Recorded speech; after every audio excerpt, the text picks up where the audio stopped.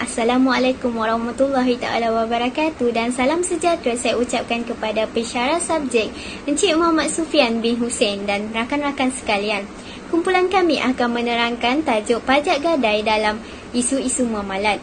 Nama saya Nur Atika binti Mading, nombor matriks 17 TAB 18F2016 akan menerangkan mengenai penyataan masalah, maksud pajak gadai serta apakah hukum dan kebaikan dalam pajak gadai Islam. Sebelum saya menerangkan dengan lebih lanjut, saya akan menerangkan terlebih dahulu mengenai penyataan masalah dalam pajak gadai Islam. Yang pertama, perkembangan Arahnu di Malaysia telah mencetuskan fenomena yang positif sehingga institusi bank dan institusi bukan bank untuk menawarkan skim ini. Ini juga adalah selari dengan objektif kemasukan kewangan untuk membasmi kemiskinan serta merapatkan jurang di antara golongan yang kaya dan golongan yang miskin di Malaysia. Kemunculan pajak gadai Islam Arahnu di Malaysia pada tahun 1992 telah membawa perubahan kepada institusi pajak gadai yang selama ini dimonopoli oleh konvensional. Menurut Luqman dan Muhammad Kabiru 2018, sistem pajak gadai Islam terbentuk hasil daripada kombinasi kontrak wadiah yadamana ujra iaitu upah dan kad hasan pinjaman. Seterusnya, isu kepatuhan syariah turut dibincangkan bertujuan untuk memahami dengan jelas pelaksanaan Arahnu dalam amalan perbankan dan bukan perbankan di Malaysia. Sebelum kewujudan Arahnu, masyarakatnya yang beragama Islam terpaksa bergantung kepada kedai-kedai pajak gadai sebagai institusi yang dapat membantu ketika mereka memerlukan wang. Sekiranya prestasi ekonomi yang baik, penggadai mempunyai puratap pegangan tunai yang banyak dan ini membolehkan mereka menebus barang gadaian mereka. Akhir sekali, penerimaan masyarakat terhadap Arahnu adalah kurang memuaskan berbanding pajak gadai konvensional. Hal ini kerana pajak gadai konvensional terlebih dahulu wujud sebelum kewujudan Arahnu. Firman Allah, wa in kuntum ala safarin wa lam tajidu katiban farihanna maghbuda. Jika kamu dalam perjalanan dan bermuamalalah tidak secara tunai sedang kamu tidak memperolehi seorang penulis, maka hendaklah ada barang tanggungan yang dipegang oleh orang yang berpiutang. Surah Al-Baqarah ayat 283. Para ulama juga berpendapat berdasarkan firman Allah yang bermaksud, kemudian kalau yang memberi hutang percaya kepada yang berhutang dengan tidak payah bersurat, saksi dan barang gadaian, maka hendaklah orang yang berhutang yang dipercayai itu menyempurnakan bayaran hutang yang diamanahkan kepadanya. Seterusnya, apakah yang dimaksudkan dengan pajak gadai? Gadai bermaksud pinjaman wang dengan menyerahkan barang sebagai cagaran untuk tempoh tertentu dan jika tidak ditebus dalam tempoh tertentu, barang tersebut akan menjadi milik orang yang memberi pinjaman. Dalam istilah bahasa Arab, ran iaitu bermaksud sesuatu barang seseorang yang berada dalam milik seseorang yang lain sebagai cagaran daripada hutang yang diberikan kepadanya. Dari segi syarak atau kacamata Islam pula, kesimpulannya ialah gadaian tersebut sebagai cagaran atau jaminan terhadap sesuatu barang. Hukum dan kelebihan pajak gadai. Hukum menggadaikan barang berharga seperti emas di kedai pajak gadai adalah harus bagi memenuhi keperluan manusia yang berada dalam keadaan terdesak. Jabatan Mufti Perak dalam kenyataan berkata, ia diharuskan atas sebab-sebab tertentu seperti mana firman Allah SWT dalam surah Al-Baqarah ayat 283.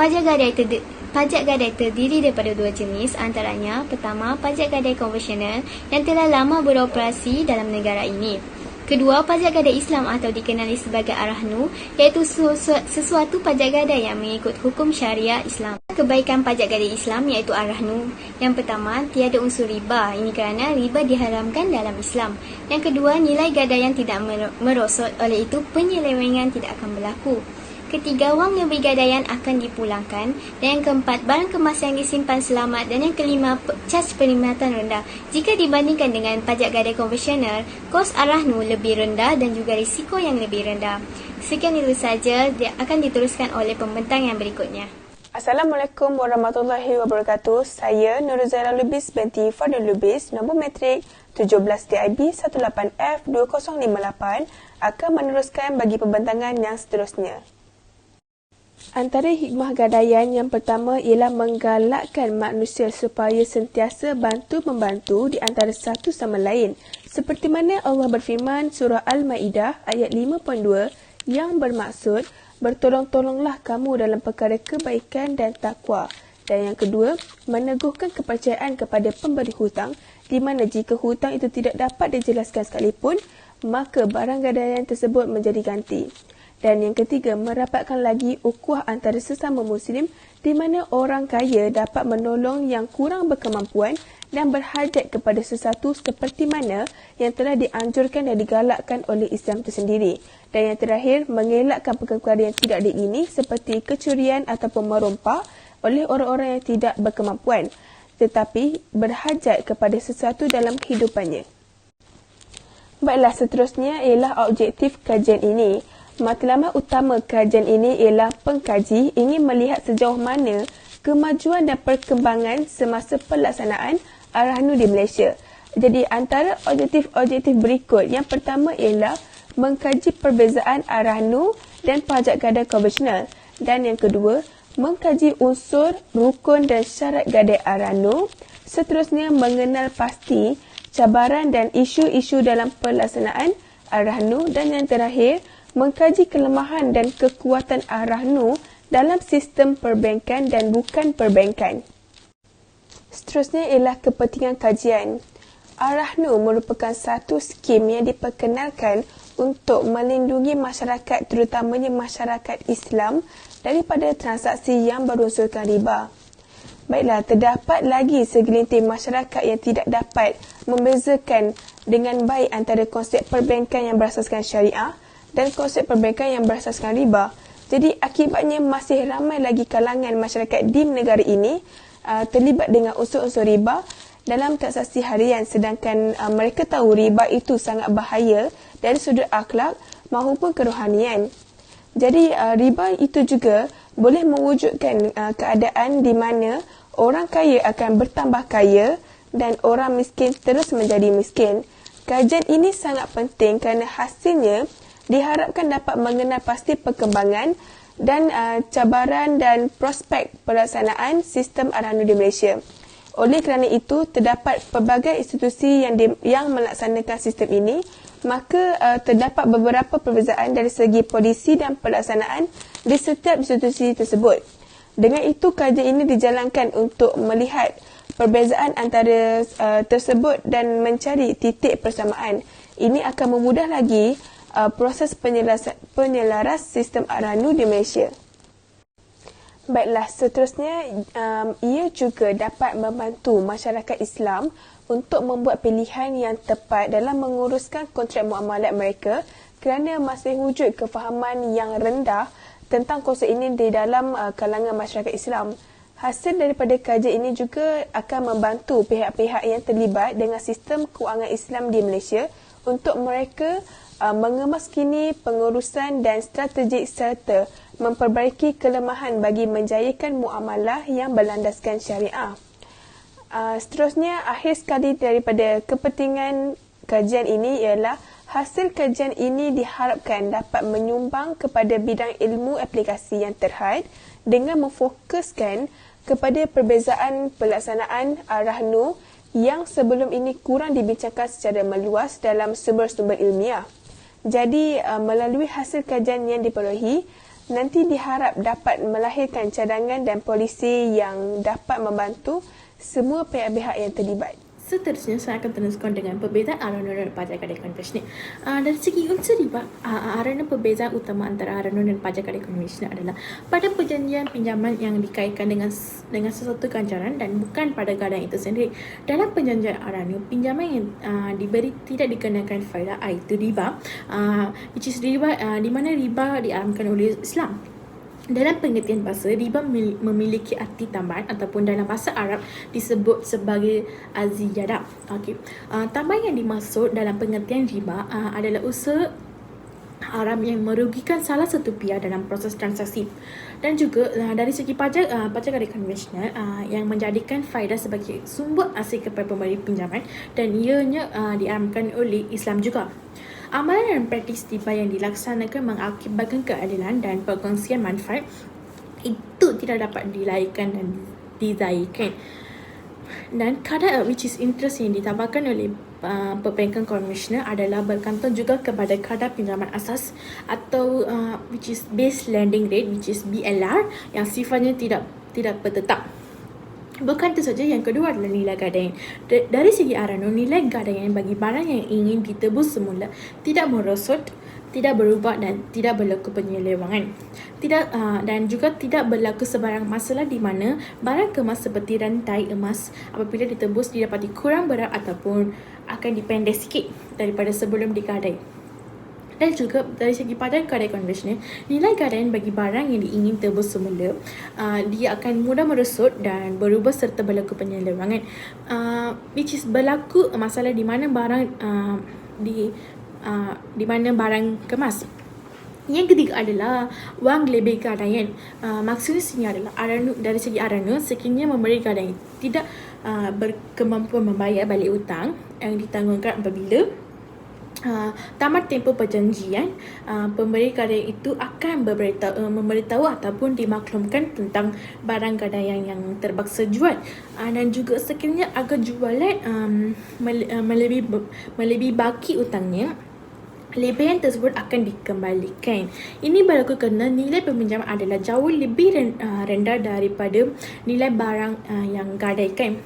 Dari segi pajak gadai konvensional, jika pemanjat gadai itu tidak menuntut lebih berkenaan dalam masa tempoh 4 bulan, pemegang pajak gadai berkenakan dikendaki pembayaran wang lebihan tersebut kepada angkutan negara, which is kerajaan, dalam masa 14 hari. Dan juga pemajak gadai masih belum menuntut lebih itu daripada perbendaharaan. Dan yang keempat adalah charge perkhidmatan. Dari segi RNO menawarkan charge perkhidmatan yang rendah, dan juga semua pengurusan di RNO melibatkan kos dan risiko yang rendah jika berbanding dengan pajak gadai konvensional. Pajak gadai konvensional menawarkan charge perkhidmatan yang tinggi dan juga sebilangan pembangun ataupun tauke pajak gadai konvensional yang menerima atau meminta wang pendaulan dari penggadai walaupun akta melarang kegiatan tersebut, which is dari segi pajak gadai konvensional, pajak gadai mengenakan charge perkhidmatan yang tinggi, iaitu menurut akta pajak gadai 1972, faedah yang dibenarkan ialah 2% atau charge lebih daripada jumlah tersebut adalah merupakan satu kesalahan. Yang kelima adalah barang kemas yang disimpan selamat. Dari segi RNO, semua barang kemas yang disimpan dalam skim tersebut adalah diselamat, di mana penerima gadai akan menjamin pemeliharaan dan bertanggungjawab kepada atas barang kemas yang diberi oleh pemberi gadaian. Dengan ini juga, pemberi gadaian tidak perlu risau dengan masalah pemeliharaan dan penjagaan barang kemas mereka sepanjang ia berada di pihak penerima gadaian. Which is dari segi pajak gadai konvensional, jika berlaku rompakan atau kebakaran dan lain-lain ke atas kedai pajak gadai sehingga menyebabkan barang gadai hilang ataupun rosak, pemegang pajak gadai hanya perlu membayar jumlah cagaran yang ditambah 25% saja lagi kepada pemajak gadai sebagai pampasan saja. Itu tidak memandai dan tidak adil, tetapi inilah yang diperuntukkan dalam akta yang sedia ada. Yang keenam adalah memberi nilai gadai yang sepatutnya. Dari segi RNO, perkara ini sering berlaku dalam pajak gadai konvensional saja. Ia berlaku kerana akta pemegang pajak gadai tidak menetapkan nilai tara atau kriteria untuk menilai gadai berkenan. Dan juga dalam RNO, penerima gadai akan memberi nilai gadai yang sepatutnya dengan barang gadaian yang digadai oleh penggadai. Which is dari segi pajak gadai konvensional, barang kemas yang digadai sama ada cincin, gelang atau rantai biasanya tidak ditimbang atau diukur. Banyak aduan diterima di Pusat Khidmat Aduan Pengguna Nasional, which is NCCC, di mana barang kemas yang digadai itu lebih ringan ataupun pendek apabila ditebus. Yang juga terdapat aduan yang peniaga pajak gadai sudah dikikis sedikit emas daripada barang itu. Itu sahaja daripada saya. Teruskan dengan isu-isu muamalat, which is pertama sekali tidak mengenakan kaedah faidah, which is unsur riba. Perbezaan utama antara RRNO dan pajak gadai konvensional adalah pada perjanjian pinjaman yang dikaitkan dengan satu ganjaran dan bukan pada gadai itu sendiri. Dalam perjanjian RRNO, pinjaman yang tidak diberikan akan faedah riba berbanding pajak gadai konvensional yang menjadikan faedah sebagai sumber asing kepada pemberi pinjaman. Yang kedua adalah nilai gadaian tidak merosot. Semasa sini adalah nilai gadaian bagi barang yang ingin tebus semula atau tidak semula tidak merosot dan tidak berubah serta tidak berlaku penyelewangan. Yang ketiga adalah wang lebih gadaian. Maksudnya adalah wang lebih gadaian dipulangkan sekiranya pemberi gadaian tidak berkemampuan membayar balik hutang yang ditanggungnya apabila tamat tempoh perjanjian. Seterusnya, barang kemas yang disimpan selamat. So, maksudnya adalah semua barang kemas yang disimpan dalam skim tersebut adalah selamat, di mana penerima gadaian akan menjamin tanggungjawab ke atas barang kemas yang diberi oleh pemberi gadaian. Bukan dia saja, charge perkhidmatan yang rendah. Semaksud sini adalah RRNO menawarkan charge perkhidmatan yang rendah, which is semua pengurusan di RRNO melibatkan kos dan risiko yang rendah jika berbandingkan dengan pajak gadai konvensional. Yang keenam adalah tempoh pembayar balik yang mustabak. RRNO juga merupakan sebuah pajak gadai Islam yang bertolak ansur dengan pelanggannya berkaitan dengan tempoh membayar balik wang pinjaman. Yang ketujuh adalah pemberi notis kepada pengadai tentang upacara lelongan. Maksudnya adalah pihak penerima gadaian akan memberi notis kepada pihak pengadaian sekiranya barang gadaian mereka hendak dilelongkan ataupun dan tempoh masa membayar balik untuk mereka telah habis. Bukan itu saja, yang ke-8 adalah pemberi gadaian yang sepatutnya. Maksudnya, perkara ini sering berlaku dalam pajak gadai konvensional. Ia berlaku kerana akta pemegang pajak gadai tidak menetapkan kriteria untuk nilai gadai berkenaan. Dalam RRNO, penerima gadai akan memberi nilai gadai yang sepatutnya dengan barang gadai yang digadai oleh penggadai. Yang ke-9 adalah tidak unsur penipuan semasa membuat timbangan. So, maksudnya adalah dalam RRNO tidak akan berlaku sebarang unsur penipuan semasa timbangan dibuat dan nilai timbangan yang jelas akan ditunjukkan kepada pemberi gadaian. Assalamualaikum dan selamat sejahtera. Nama saya Nurul Sabrina binti Hashim, nombor matrik 17 DIB 18F 2009. Hari ini saya akan membentangkan tentang unsur, rukun dan syarat gadai RRNO. Baiklah, terdapat 4 unsur RRNO. Yang pertama, Ar-Rahin. Ar-Rahin ni adalah orang yang menggadaikan barang atau meminjam wang dengan jaminan barang. Yang kedua, Al-Murtahin. Al-Murtahin ni ialah orang yang menerima barang yang digadaikan atau yang meminjamkan wangnya. Yang ketiga, Al-Marhun atau Ar-Ran. Ar-Ran ni adalah barang yang digadaikan atau dipinjamkan. Dan yang terakhir adalah Al-Marhun Bihi, iaitu wang yang dipinjamkan lantaran ada barang yang digadaikan. Baiklah, seterusnya adalah rukun gadai RRNO. Yang pertama, sirah, iaitu ijab dan kabul. Yang kedua, al-aqidan, iaitu dua orang yang melakukan akad ar-ran, iaitu pihak yang menggadaikan ar-rahin dan yang menerima gadai atau agunan al-murtahin. Dan yang ketiga, al-ma'qud alaih, iaitu yang menjadi objek akad, iaitu barang yang digadaikan almarhum dan hutang almarhum B. Baiklah, seterusnya adalah syarat RRNO. Syarat RRNO yang pertama ialah syarat yang berhubungan dengan orang yang bertransaksi, iaitu orang yang menggadaikan barangnya adalah orang yang memiliki kompetensi untuk beraktiviti, iaitu baligh, berakal dan rushd, iaitu kemampuan untuk mengatur.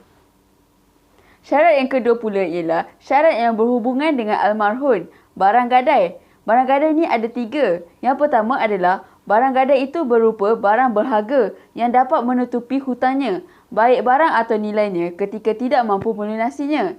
Dan barang yang kedua pula ialah barang gadai tersebut adalah milik orang yang menggadaikannya atau yang diizinkan baginya untuk menjadikan barang tersebut sebagai jaminan gadai. Dan barang yang ketiga pula ialah barang gadai tersebut harus diketahui ukuran, jenis dan sifatnya kerana arah adalah transaksi atau harta yang sehingga disyaratkan hal ini. Syarat seterusnya adalah syarat yang berhubungan dengan almarhum bihi. Hutang adalah hutang yang wajib atau yang akhirnya menjadi wajib. Baiklah, seterusnya adalah cabaran dan isu-isu dalam pelaksanaan Ar-Rahnu. Yang pertama, persaingan antara penyedia perkhidmatan. Persaingan boleh dilihat sama ada di antara sesama penyedia perkhidmatan Ar-Rahnu maupun dengan penyedia perkhidmatan konvensional.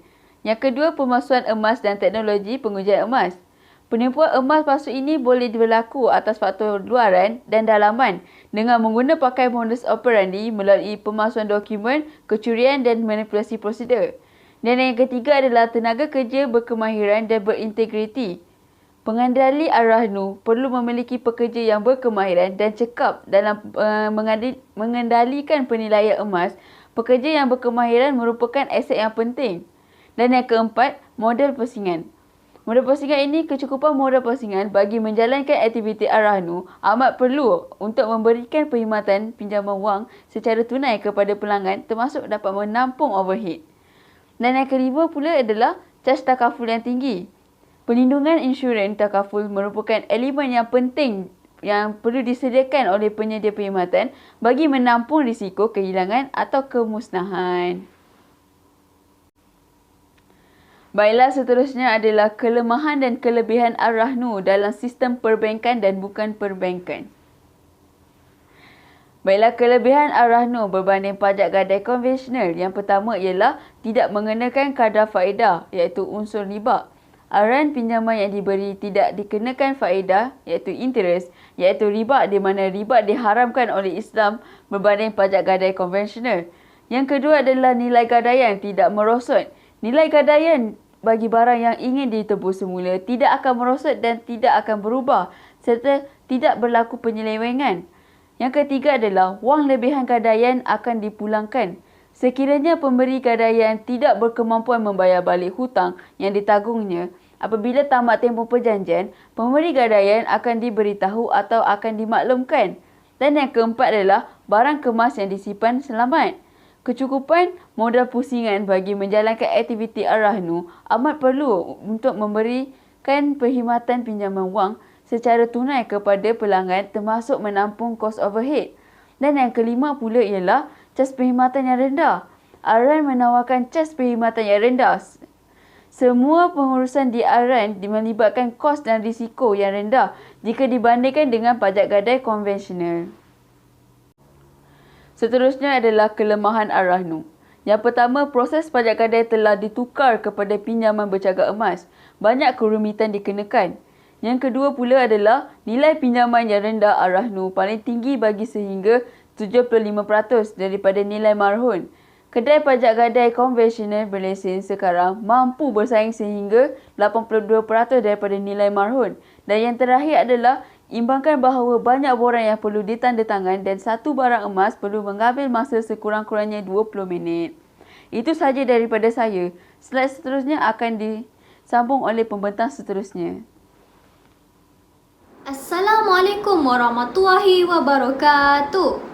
Nama saya Nur Farah Afiqah binti Omar Sharif bernombor matrik 17 DIB 18F2037.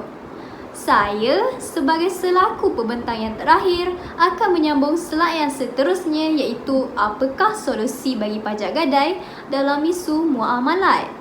Mari kita lihat.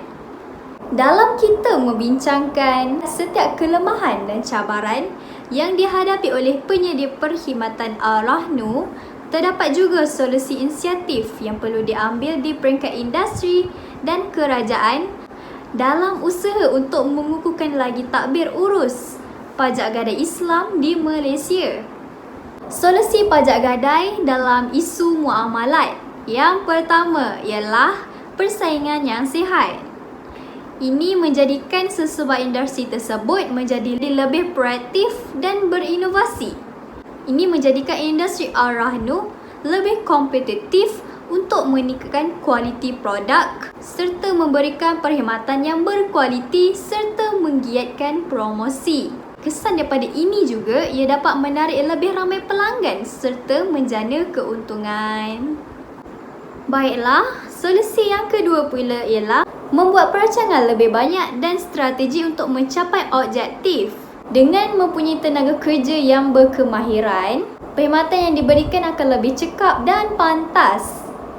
Hal ini demikian, industri perlulah mengeluarkan modal bagi menghantar mereka ke latihan khusus untuk tenaga kerja agar kerja mereka lebih efisien. Kesan daripada ini juga, kualiti produk industri tersebut akan lebih terjamin dengan adanya tenaga kerja yang berkemahiran. Solusi yang ketiga ialah modal yang cukup untuk menjalankan aktiviti Arahno. Apa yang dimaksudkan kat sini? Baiklah, sejumlah modal yang mencukupi sangat penting dan sangat diperlukan bagi menampung keperluan permintaan tunai dari semasa ke semasa, khususnya pada hari perayaan seperti musim persekolahan, musim perayaan dan perkahwinan. Dalam masa yang sama juga, modal merupakan aset yang sangat penting dan bertindak sebagai penampan terhadap kerugian atau kegagalan bagi sesebuah institusi.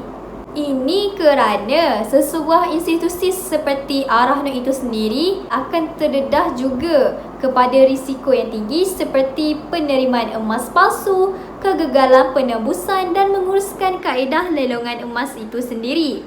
Oleh yang demikian, pihak syarikat ataupun pihak industri Arahno itu sendiri perlulah mengambil inisiatif untuk menangani masalah ini daripada terus berlarutan dan merancang plan modal ataupun dana keluar dan masuk itu dengan lebih bijak dan strategik. Solusi yang keempat iaitu menawarkan produk pelindungan takaful. Di peringkat kekangan ini, pihak industri Arahno boleh membantu pelanggan dengan mewujudkan program takaful mampu milik khusus bagi industri Arahno itu sendiri.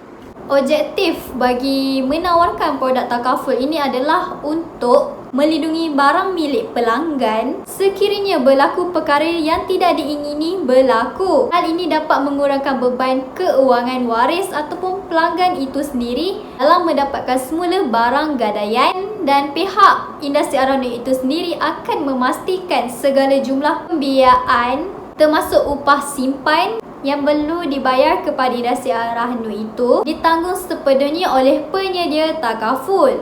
Contoh industri Arahno yang menawarkan produk takaful adalah Arahno Yapim ataupun nama panjang dia adalah Yayasan Pembangunan Ekonomi Islam Malaysia. Oleh kerana ini juga isu takaful yang tinggi dapat dikurangkan. Manakala di peringkat kerajaan, mereka perlulah berganding bahu untuk mewujudkan program takaful mampu milik khusus bagi industri Arahno.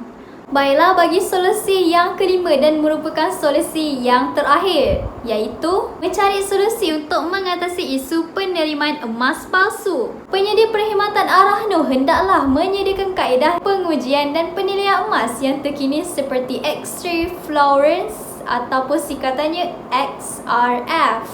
Dalam masa yang sama juga, industri Arahno perlulah mengikuti perkembangan jenis emas palsu yang berada di pasaran, khasnya emas yang dibawa dari negara luar. Hal ini menyebabkan pentaksir juga perlu mengambil langkah berhati-hati melalui kaedah mengenali pelanggan apabila pelanggan datang menggadai emas mereka, kerana tidak semestinya emas yang digadaikan itu sama ada betul atau palsu, memandangkan isu pemalsuan emas ini semakin meningkat.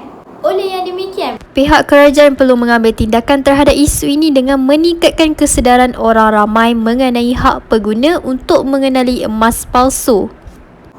Baiklah, kita pergi yang seterusnya, iaitu kesimpulan yang boleh kita dapati dalam topik ini. Secara umumnya, keperluan manusia dalam melangsungkan kehidupan seharian ialah mereka ni memerlukan sumber keuangan. Disebabkan keperluan manusia memerlukan sumber keuangan dan amatlah penting dalam kehidupan, dengan ini gadaian adalah diharuskan dalam Islam selagi ianya tidak bercanggah dengan hukum syarak. Justru dengan menggunakan sistem gadaian ini dapat memudahkan urusan pihak-pihak yang berkeperluan kepada wang tunai. Manakala pemegang gadai juga mendapat keuntungan di sebalik yuran simpanan harta gadaian yang dibayar oleh penggadai. Oleh itu, dicadangkan supaya pihak kerajaan memperkasakan bahkan mewajibkan sistem secara Islam dijadikan polisi kepada pihak-pihak yang menyediakan perkhidmatan gadaian. Bagi memahami konteks gadaian menurut Islam, terdapat 4 istilah penting untuk kita ketahui, iaitu Ar-Rahnu, Al-Wadiyah, Yad Damanah dan Al-Kad. Dalam konteks gadaian menurut Islam, penggadai akan menggadai barang gadaian kepada pemegang gadaian sekiranya pemegang gadaian ini mendapati penggadai sukar untuk menjelaskan hutangnya. Maka pemegang gadai ini berhak mengambil semula hutangnya melalui barang yang dicagar, iaitu dengan cara menjual dan kemudian mengambil hutangnya melalui bayaran yang diperolehi. Oleh yang demikian, kita mendapati bahawa skim Ar-Rahnu ini mempunyai manfaat jika dibandingkan dengan transaksi konvensional. Baiklah, kita sudah melihat apakah solusi bagi pajak gadai dalam isu muamalat. Kita juga telah tahu kesimpulan yang boleh disimpulkan daripada topik ini dan kita pergi yang selanjutnya, iaitu apakah cadangan bagi konsep pajak gadai dalam isu muamalat. Mari kita lihat. Cadangan yang pertama ialah cadangan kepada pihak pengurusan. Pihak pengurusan perlulah diberi pendedahan yang secukupnya berkaitan skim yang diperkenalkan selain daripada skim Ar-Rahnu. Contohnya, memperkenalkan produk takaful kepada masyarakat agar masyarakat lebih mengetahui bahawa bukan sahaja skim Ar-Rahnu yang ditawarkan, tetapi terdapat juga skim lain yang ditawarkan oleh industri Ar-Rahnu.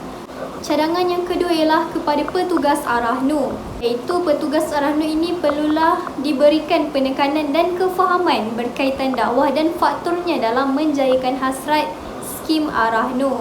Mereka ini perlulah mengetahui skim Ar-Rahnu itu daripada orang lain agar mereka boleh memberitahu maklumat yang sahih kepada masyarakat. Dengan ini masyarakat lebih tertarik dan berminat untuk mengetahui apakah itu skim Ar-Rahnu. Cadangan yang ketiga ialah cadangan untuk masa depan. Ini adalah untuk memastikan pelaksanaan skim mikrokredit Ar-Rahnu ini dapat membantu masyarakat.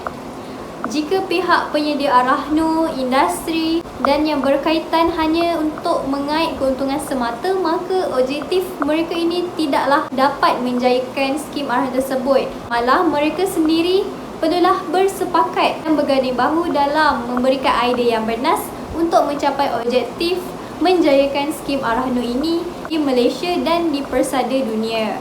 Kesannya, masyarakat di Malaysia dan orang luar akan lebih berminat dan melabur dalam skim Ar-Rahnu serta mengelakkan menggunakan skim konvensional yang sudah terang lagi bersuluh tidak menggunakan unsur Islam. Cadangan yang keempat dan merupakan yang terakhir ialah pelaksanaan skim Ar-Rahnu. Institusi keuangan di Malaysia perlu melaksanakan lebih banyak sistem skim Ar-Rahnu. Contohnya, institusi keuangan Bank Islam, Maybank ini juga telah menggunakan produk takaful bagi menjaga kebajikan dan barang gadaian daripada menghadapi perkara-perkara yang tidak diingini berlaku. Dengan ini, masyarakat akan lebih membuka mata dan mengetahui skim Ar-Rahnu. Oleh yang demikian, kita sebagai seorang Muslim perlulah mengambil tahu tentang hukum hakam yang dibenarkan dalam Islam dan lebih baik kita mengelakkan daripada terlibat aktiviti riba. Semoga kita semua terhindar daripada perkara yang tidak diingini berlaku dan sentiasa beramal dengan ajaran Allah Subhanahu Taala. Semoga penyampaian saya dan rakan-rakan yang lain memberikan manfaat dan sedikit informasi tentang pajak gadai Islam dalam isu muamalat. Sekian, terima kasih daripada saya dan rakan-rakan.